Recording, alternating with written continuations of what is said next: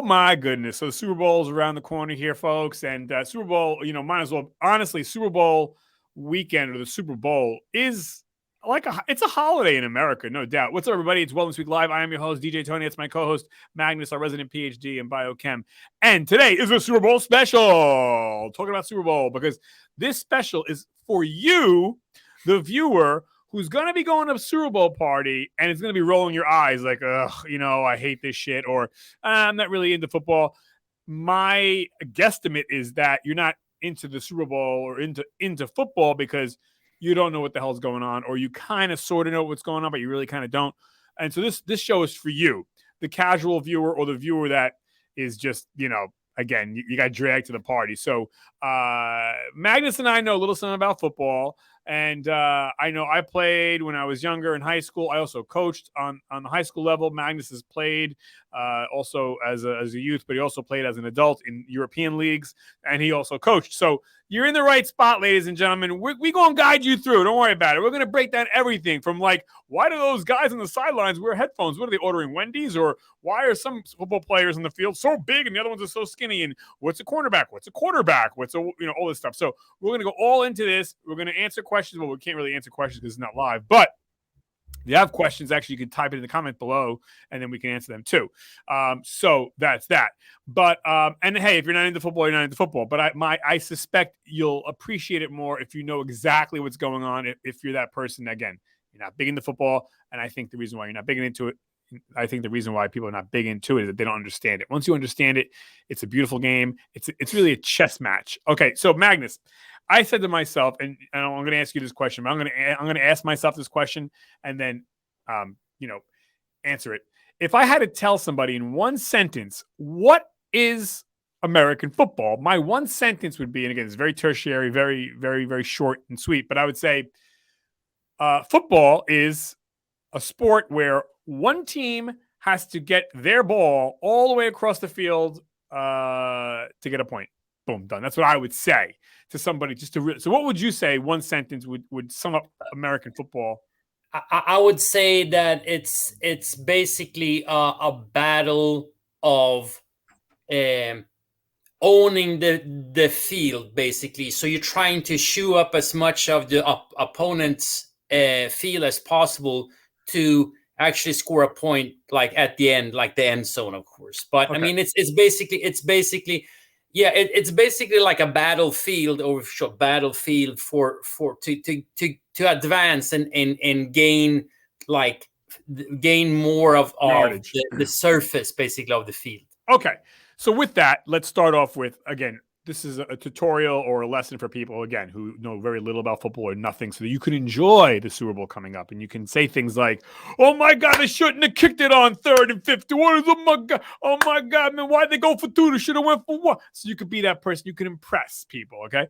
All right, so you alluded to this, Magnus, the battlefield. Okay, so a football field is 100 yards, okay? I think we should start off with that. Let's set the table. It's 100 yards from end zone to end zone, okay? So a football field is 100 yards, okay?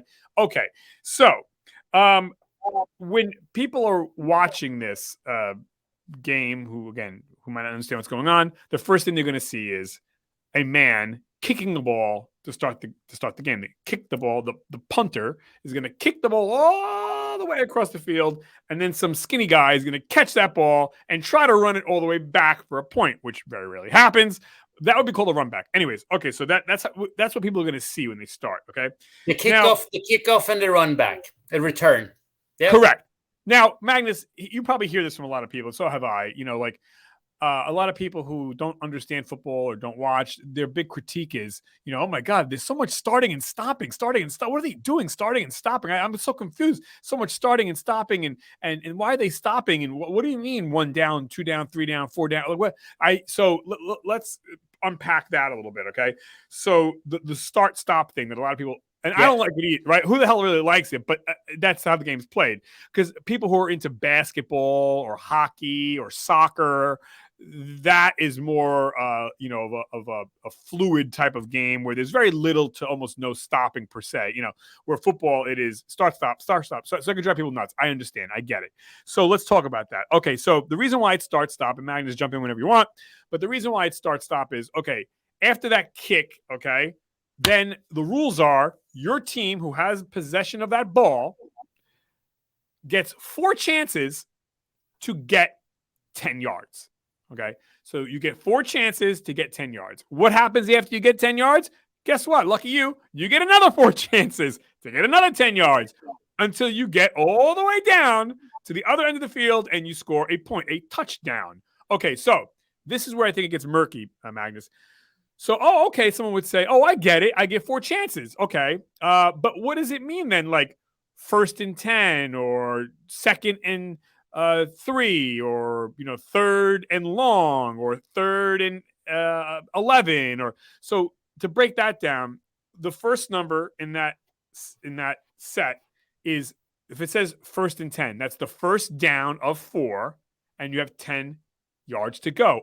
That now the first number can never be higher than 4, but the second number right. But the second number, holy shit, it could be literally inches or it could be 99. 99 yards. Yep. Right. It can't go more than 99, but but usually that second number is like it's a 1 to about a 15-ish usually. 20, 25 sometimes if the aggressor, the people with the ball, aka the offense, if they're playing poorly, then they can get moved back. Right. So, and that second number denotes how many more yards you need to get a new fresh 10. So if it's 2nd and 30, it's the second down of 4, your second chance of 4, and you have to go 30 more yards to get replenished to get a brand new set of 4. Yeah, in total. So you have a couple. Right. You have basically 3 more tries to earn those 30 yards. Correct. Now, to you, the viewer watching the Super Bowl this week, in 2 weeks, you're going to notice that. Well, wait a second. If they have 4 chances, why does the team typically, not always, but typically kick the ball away on the 4th down? Why don't they use that and try to get the extra yards? The reason why is because if it's 4th down and 1 yard, yeah, they'll try to get that extra yard to get a new fresh 10. But if it's 4th down and 15, 10 yards, if it's too long for them to take that risk, because then that gives the possession of the ball to your enemy, then they'll just kick it away. They'll kick it. They'll push it all the way out down the field. So really, in essence, you only get 3 chances. Very rarely are you going to use your 4 chances because the 4th chance, it's too risky. You don't want to fuck with shit. So you usually will kick that. It comes down to statistics. The game of football is highly driven on statistics. And then, right. Okay, you might have a trick up your sleeve that we know that we're going to net. Then you might actually run a play on the 4th down and get a first down. If it's 4th and 1 or 4th and inches, or if there's 30 seconds left in the game and it's 4th and 10 and you really need, or 4th and 50, whatever, and you really need this, you'll do it possibly. Or definitely if it's 4th and inches or 4th and 1, and the game's on the line. I mean, it also depends on where you're at on the field and things like that. So again, it's all about putting yourself in favorable position on that field. If you're trying to advance, you're trying to constantly move forward, and so that's going to be the offense that is they're on the offense. They're trying to move forward on the field. Then you have the other team's defense that is trying to stop them and protect their side of the field. So trying to go back and forth. So that's why it's tricky, because there's so many moving parts, special events that they're gonna take a chance, they're not gonna take a chance, they're playing it safe, they're being very aggressive. So it depends on where the score, where they are on the field, and how successful they've been before. So anyhow, now that for someone like you or me watching it, we can get into all those minutiae and details. But for the person who's just going to watch the Super Bowl, watch a football game once a year, that's all you got to know is you get 4 tries to go 10 yards, and that's it. And then you break off 10, another 10, another 10, so you get to the other end of the field and you get a point. That's Yep. for, again, very tertiary, very, very simple. But yeah, if you want to get into the weeds, and that's what's I think in a lot of men and women who love football, they love football because of that. What you're talking about, Magnus, is the minutia, the chess match. Well, if I do Yep. this, I might not be able to do that, but I got this. I don't know. Let's see. So that's what makes it so alluring. This start and stop. It's a constant dopamine, Yep. pump to your brain, because it's like, oh, we got the extra yard, or oh, we didn't. So it's cat and mouse. Now, by the way, I wanted to say, as a side note, you always hear people say, well, defense wins games. The reason why is a defense can do two things. An offense can only do one thing. A defense can stop a point and make a point, but an offense can only make a point. So really, you'd be better to have an amazing defense than an amazing offense. I would make the argument, because again, defense can do two things. Offense can only do one thing. So you can win games on just defense alone. You can't win games on offense alone. So defense really is important, but like anything else in life. Okay, so let's go on to this. So can I add something? I think that when you talked about the chess game, and I think it's important, because usually a lot of people say football, aka soccer, that's the green fields chess. I would say that American football is more a chess match, because you basically have two persons that are basically on a field moving their pieces back and forth, and you're saying that you have to wait for a couple seconds. That's pretty much what a football game is about, because you have people that are kind of figuring out what the team should do. So that's why you have that break. It's usually around like 30 seconds, 40 seconds in between each play. Right. When you kind of, everybody teams up, you talk things through, you have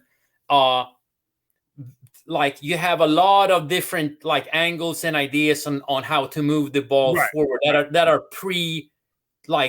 pre-made out, and you train them and so on and so forth. So that's what it comes down to. That's why they always run in and stand in a crowd, and then they're whispering and saying weird stuff, and then they run out again. Now, on a side note, and you know this, so people who don't watch football, it's kind of cool.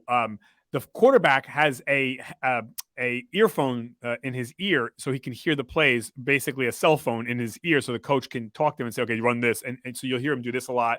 Also, you'll see, if you notice, folks, watch, the quarterback has all of his plays, or the hot plays, on his forearm. It's like it's a malleable tablet. He'll peel it open, he'll look, and then he'll shut it. So you'll notice that, which is kind of cool. Okay, so Magnus, a touchdown, a point so this is not like basketball or soccer or hockey where it's 1 point. A touchdown is 6 points. And then you might wonder, well, why does it say 7?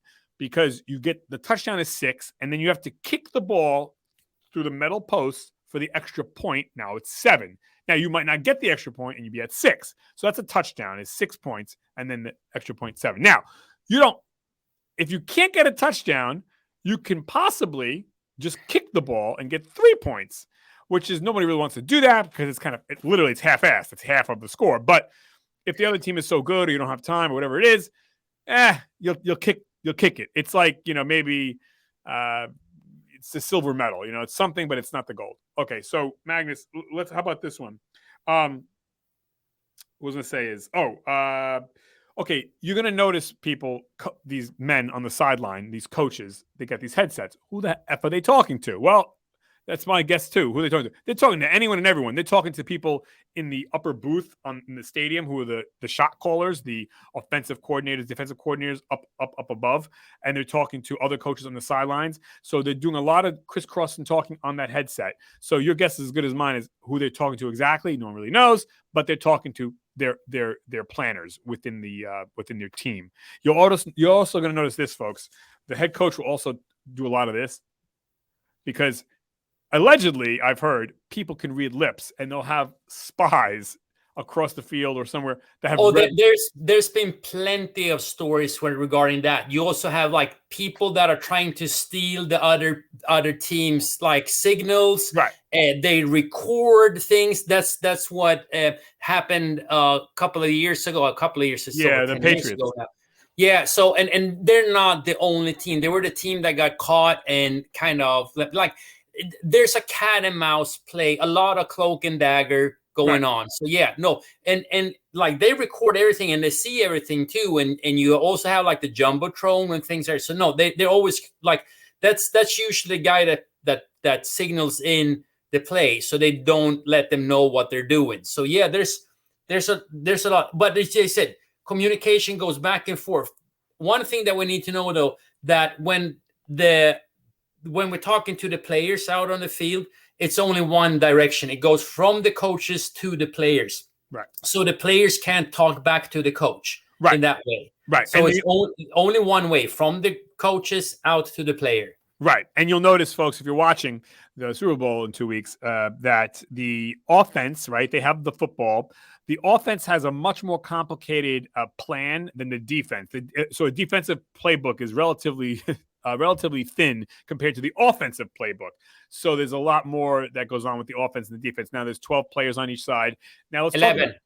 There's 11 on each side. 11. Sorry, 11.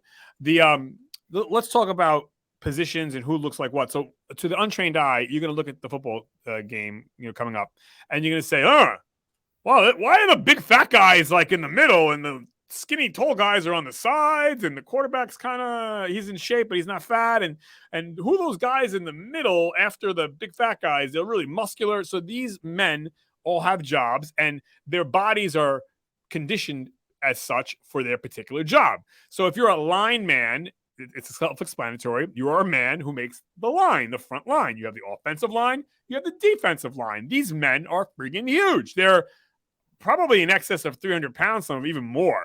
And, they're at 6'5", 6'6", 6'7", 7 feet. They are massive human beings. I mean, and you'll notice if you're watching the football game, Super Bowl, they're mirrors of each other. So you fight fire with fire. So if the offensive guy is 300 pounds, the guy lining up against him, his opponent is also going to be 300 pounds. And then back from there, the running back might be all muscle. Well, guess what? His counterpart, the linebacker, is also going to be all muscle. And then so on and so forth. So the wide receiver, his opponent will be the mirror of him. Also thin, muscular, and very, very fast. So wide receiver and cornerbacks, everything is tit for tat, tit for tat. So when you're watching that, the linemen are the core. They're the trenches. Back from them are the linebackers or running backs. These are men who are very muscular, very fast, and can literally punch holes through walls. And then you have your wide receivers or the wide outs. They're the speed demons that you can throw the ball to, and they can run a million miles an hour. The check to them is the cornerbacks, who are also very fast and have to go get them. And then from there, you have a thing called safeties or free safeties. Their job is what it sounds like. They're the safety valve. If shit goes south, here comes the safety to plug the hole, hopefully, if you're the defense. And then you have the most important position, basically, that's what they call it on the field, and that's the quarterback. That's basically, that's the field general of the offense. So he's the one. He's almost always going to touch the ball on every single play and kind of give it to someone or throw it to someone or do some trickery, but we're not going to get into the trickery things right now. So there's basically two ways of moving, or I should say 3 ways of moving the ball on offense. It's a passing play, and that's basically a forward pass when you the quarterbacks get the ball and he gets it out to the receivers. And the pass means they're going to throw it. Right. Yep. And then you have also a handoff when you basically hand it over, or the quarterback keeps it himself and run the ball. So you can actually run it through. It's a little bit slower. It's harder to run the ball. You don't get as much yardage, or you don't get as much field compared to a pass. A pass can go quickly. You can gain 20, 30 yards in no time. While running, it's usually harder. You usually don't see that many long runs in a game nowadays. But the downside, yes, you can potentially get a lot of yards throwing the ball to your receiver. The downside of that is it's very high risk, because that ball can be picked off, or the wide receiver can get obliterated with a tackle, where when you hand off the ball to the muscular running back, that's safer, but you're not getting as it's lower hanging fruit. So you'll get safer yards, but not many. So, yeah, it's a very cat and mouse thing. It would be analogous to the Air Force versus the Army. Air Force is up in the sky, fast. They can drop the bomb. The downside of that is you get plane shot down. You're on the ground. You're a tank. A lot safer, but, it's tooth and nail. You're not making fast progress. So it's really analogous to war, Okay, so the other thing, let's break that. One thing. I mentioned two things, but I said there's three ways of moving the ball. And the third one is, we mentioned it before, it's kicking the ball in different types of ways. But those are the three ways that you can basically move the ball in football. Right. Let's talk about kicking. So you have two types of kickers. You have the kicker, who makes the extra point up and it kicks the ball into the two metal posts. And then you have the punter, who starts the game or starts the quarter. So both kick, but nothing against the punter, but that's usually not a high risk job. Like, you can't win. You can't tip. Well, on paper, you could win or lose with a punter game, but really in reality, you're not going to win or lose a game with the punter. However, you could win or lose a game with a kicker. Yep. So, okay, but those guys, they're very, very thin. I would say you can win. Punters are extremely important too. I mean, you can win or lose a game with a punter too, but like, again, it's kind of like now we're going into the finer details. Yeah. Right. Generally, with the onside kick, stuff like that. Yeah. Generally speaking, though, it's not going to be the case, but just for the one-time viewer, recreational viewer. But yes, you're right. Now let's talk about, again, what are the names of what people do. So a quarterback is like you said, is the field general who throws the ball or passes the ball. That's the sexy guy, the Tom Brady guy, the lead singer of the rock band. Okay. Then you have the wide receivers, AKA wideouts, or AKA, well, that's it, right? It'd be wide receivers or wideouts. Receivers. They're the catchers. Right. They're the tall, skinny guys typically that are very fast. The linebackers, they do what they say. They back the line. These are your monsters, three guys usually on the field with that. And they're your punishers. And then you got your running backs, the mirror of them, who get the ball and try to run it through the walls and all that stuff. Also very muscular, very big. And then you got your cornerbacks, again, very thin, very tall. They kind of patrol the field very, very fast. They're the antithesis of the wide receivers, and then you got the safeties. What else? What else should we add here? I think I don't know. Should we talk a little bit on the different positions on the offensive line, or if that's too much details? I mean, yeah, I was going to say there's five of them. There are five of them. The most important guy there is the center. He is the only player that basically touch the ball on every single offensive snap. So he's the one that actually starts the thing. So now you have a center, and then you have four other guys that stand around and do their job together. And they're, like you said, protectors. Well, I would say this, right? The linemen, without getting into the weeds, right? They're essentially the foundation of a house. It's not sexy. It doesn't look like they're doing much, but the linemen, the big fat guys, they essentially can. They're earth movers. They're. It's not sexy. It's not fast. It's not. But they can shift the line left, shift the line right. They can make hole openings. So points can be scored, or running back can go through, or someone can run through. They can close holes. So they're like the masons, the masonry. It's not sexy, but they're big, like dump truck earth movers that can, again, open up the earth or close the earth. Essentially, that's what they're doing there, and it happens very quickly. But that's kind of, man, what do you think of that? So yeah, I would say that they're basically the heart of the offense. They're basically the ones that are going to make it work, or they're not going to make it work. So what they're doing together is basically like five fingers on the hand. The hand needs to be able to work together to solve problems. Right. So it's super, super important. And people might say, oh, they're so big and fat. And so these guys are extremely athletic. For being that big, the way that they can move and what they can do, and their strength and speed nowadays, it's crazy. Yeah, don't get me wrong, and I'm not trying to take away anything from them. Right, some of these guys are 6'8", 350 pounds, and they can outrun any of us and do more pull-ups and stuff, 100%. So but their skill set is more about that brute massive force coming at you. They're not going to run 100 yards like the wide receiver. They're not cardio monsters in a way. They are, but they're not. They're more, again, that heavy earth moving type of machine. And you're right, Magnus, without a good offensive line or a good defensive line, you can't get shit done. It's like having a bad house foundation. You got to have a good foundation. And the line is also in charge. The offensive line is in charge of protecting the quarterback. If you don't have a good offensive line, the quarterback could get put into the hospital. And as a matter of fact, we saw it this past weekend with the San Francisco 49ers. Their first string quarterback gone, second string quarterback gone, and that was part and parcel, not all to do, but part and parcel to do with the offensive line not offering enough protection or not being good enough to stop the defensive line, who can be very punishing. So yeah, the line is very important, no doubt. But again, it's like the human body. The heart is important, the lungs are important, the brains, it all comes together. So it's not that one is more important than the other, but they work in synergy. Okay. Yep. Matt, anything you want to add to that? Yeah, no, it's again, these different like layers of the team, they do things, but they all have a plan of working together. So like that's everybody has a specific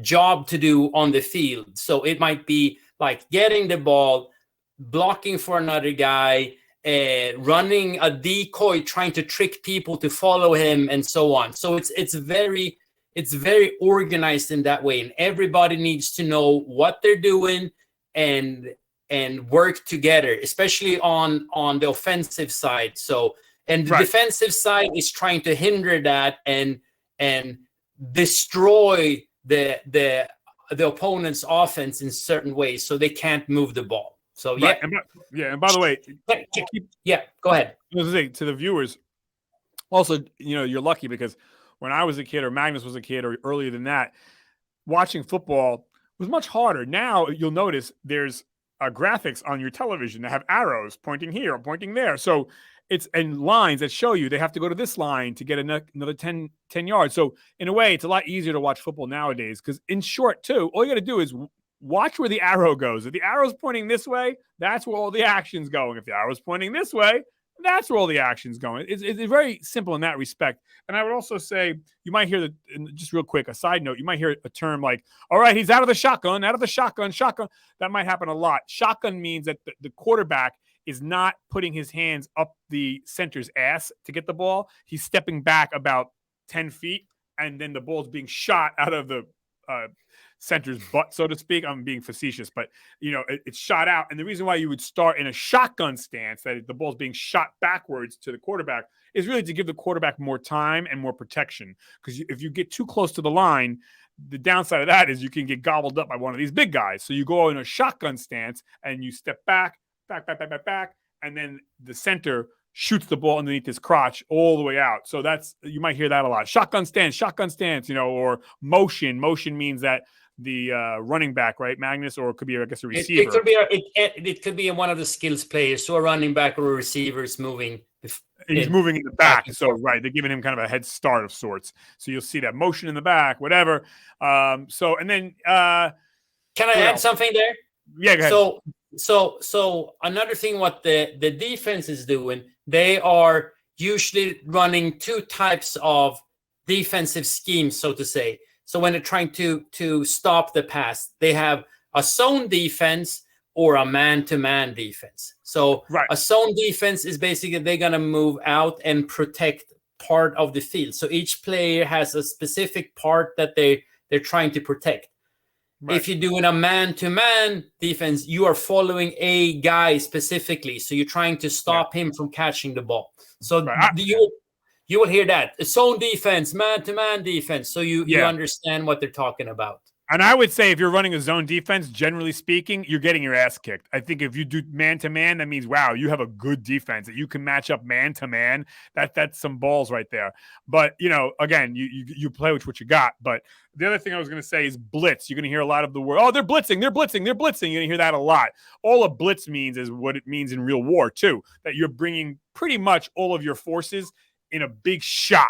Boom! You're throwing all the chips on the table. You're going all in, and the blitz is bringing a lot of heat, a lot of pressure. And you can't always blitz because it takes a lot of energy, a lot of time, and a lot of commitment. And the downside of blitzing, there's an upside. You can overwhelm your opponent. The downside is you're leaving your flank open in the back. So everything is a cat and mouse. Risk reward. It's a mirror of life. You know, like anything else in life, if I do this, then this happens. Every cause has an effect. Every cat and mouse, cat and mouse. So you're going to hear blitz a lot. Blitz again means all the forces are coming in to exact maximum amount of punishment onto the quarterback. The defense blitzes, not the offense. So okay, give me 1 second. I need it. But I tried a crying dog. Oh yeah, man. It was Archie. It was Archie that wanted to get out of the room. Sorry, guys. All right, I'm back. No, Rocky's here with me. But yeah, so that's that. And you know what's funny? On a side note, I got to laugh too because, like, you know, when I was a kid and you were a kid, the wide receivers and tight ends. Oh, that's the other thing. Tight end. A tight end is somebody who is kind of like a lineman. And if a lineman and a wide receiver had a baby, they would make a tight end. So tight end is tight end can play a lineman if you need to. A tight end can also play a wide receiver position and catch the ball. A tight end is a very Swiss Army knife of sorts. So with a good tight end, you can do a lot of damage. And as a matter of fact, the Kansas City Chiefs have a great tight end, Kelsey, I think his name is, right? Yeah. Okay. No, I was going to say is, well, shoot, now I forgot what I was going to say. We talked about the tight end, but, you're talking about being kids. I was going to say, yeah, well, it amazes me nowadays how a wide receiver can even drop a ball because, ladies and gentlemen, if you don't know, the gloves that wide receivers wear these days, everyone wears gloves. Okay, when I was a kid or when I played in high school, something like that, or back in from the 1980s to backwards, 70s, 60s, 50s, 40s, 30s, nobody wore gloves. So the ball could slip left and right. Nowadays, they wear these gloves, but they're not any old gloves. Literally, these gloves have like a special tack or special glue on them. And I'm always laughing when I see a wide receiver drop a ball. How do you drop the friggin' ball? I mean, these gloves, you don't even have to catch. You can just put your hand out like this and it's, I mean, literally sticks. So you'll see that's kind of a cool little side note that everyone's wearing gloves. Can I add something to that? Yeah. Should we talk briefly about the protection equipment that they wear? Yeah, sure. Yeah, so you'll see helmets are, the casual viewer won't even recognize this, but the helmets are better nowadays. They have like a little slit in the front and they absorb shock better. The protection, yeah, I mean, your shirts and your pads are more taut. Quarterbacks. The shoulder pads are way smaller and better and more slim fitting than when we used to wear them. Right. You'll see the quarterback has kidney protection, lower rib protection, where years ago they didn't. What else? I would say, I mean, the bottom usually you see they have to wear. Most players need to wear like leg protection, so it's thigh pads and knee pads. There's some players that don't. The kickers usually don't need to wear them. And this is something that goes back and forth because it's the Players Association and the league are always back and forth of how much padding people want to wear. So I can tell you one thing. Most players want as little protection as possible because it makes them slow. And they want to be fast. So the shoulder pads are way smaller. The helmets are actually bigger but lighter nowadays. But again, those two are the basic things. You seldom see anybody wearing a protected cup anymore. They even have like their shoes are even sometimes too small, so they have to make cuts on their toes. Right. Yeah, it's crazy. Everybody's trying to fight the weight. So you're having as little weight on them as possible. Right. Also, I think to note is this too.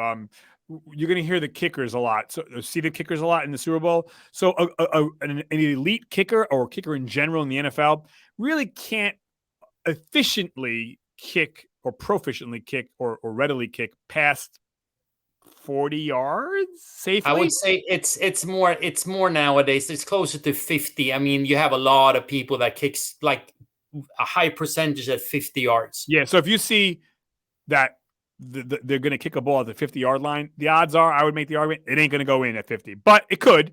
But I think, so the further away you are from those big metal posts, the less the chance you're going to get it in. Okay. The other thing I wanted to say is some of the penalties you might hear. The big one is holding. You're going to hear a lot of that. Holding penalty. Basically, how do we see that it's a penalty to start out with? What's that? How do we see that there's a penalty? Well, they'll throw the yellow flag on the field. Yes. Or the blow whistle. You hear whistle blow, and so you'll see. And you used to see a yellow tag on your screen bottom, too that says flag. And that'll say penalty, and then the guy will just come out and say the ref will say, holding penalty, 5-yard penalty, and they penalize you depending on what you did. you'll get X amount of yards against you, pushing you back if you're the offense. But holding's a big one. So in holding, all that means is you're holding. So you can't hold people. You can tackle them if they have the ball, but if they don't have the ball, you're not allowed to grab shirts and stuff like that. You can't do that stuff. So you can do this and bump, but you can't grab somebody. So that's something you're going to hear. Also, by the way, kind of a side note, I think is interesting to the casual viewer might not know this, but the fields that they're playing on nowadays are so high tech and so much safer than playing on regular grass or the old fields where the old artificial fields were just a green rug. Now they're basically I'm throwing in my flag there. The players hate artificial turf. All the players want to play on natural grass because statistically there are less injuries on grass or the harder, because you see way more like actually blown out knees or foot injuries on these artificial turfs.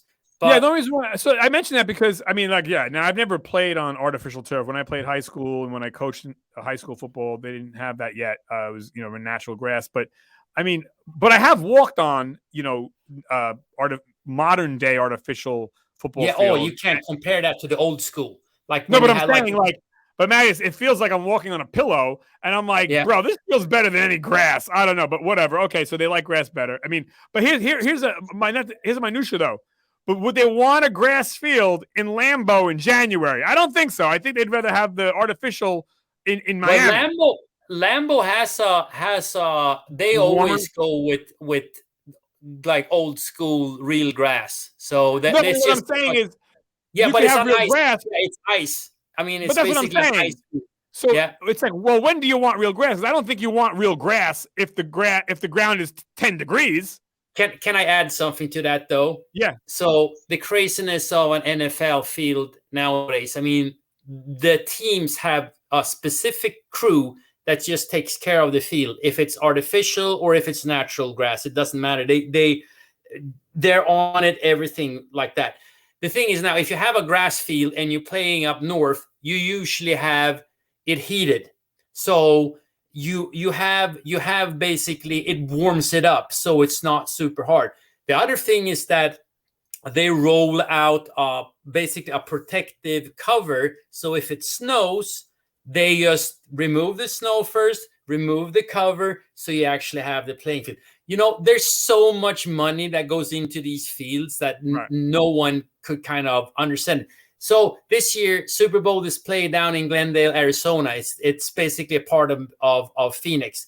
They have the field in that arena actually rolls out outside of the arena when they're not playing on it.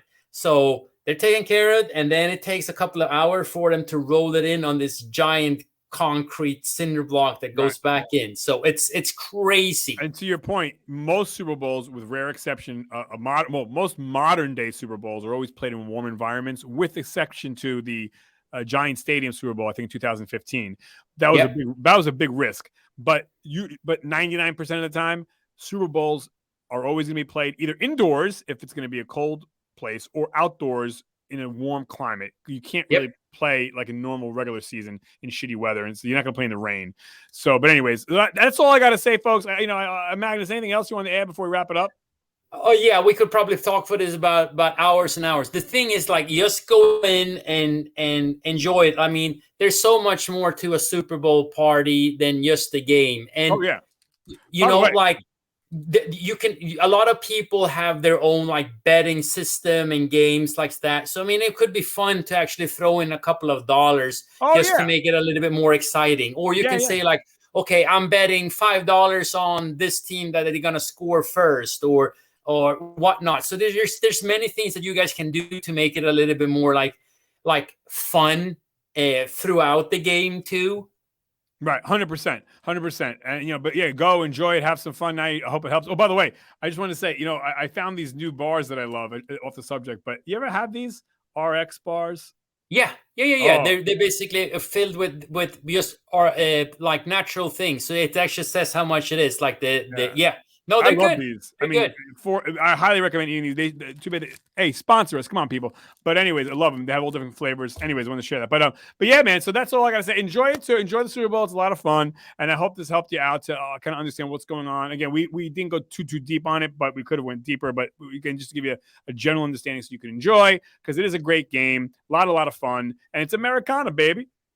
So it's even when we say the things, it's confusing. So if you have any questions or we were unclear in something, just write them in, and we're trying to answer them as quickly as possible. That's right. All right. Awesome. All right, Magnus. Thank you as always. Oh, and don't forget, like, subscribe, share with somebody you love, yada, yada, yada. Share with somebody who you want to be enlightened with football so they can enjoy the party. Okay. All right. One thing that I want to add to the Super Bowl parties: if you guys are planning on drinking, have a designated driver or someone that picks you up, or that you take a Uber or a taxi. No drinking and driving. No excuses. Don't. Right. You got Ubers. You got the Lyfts, etc. Exactly. All right, folks. Be safe. Have fun. 5, 4, 3, 2, 1.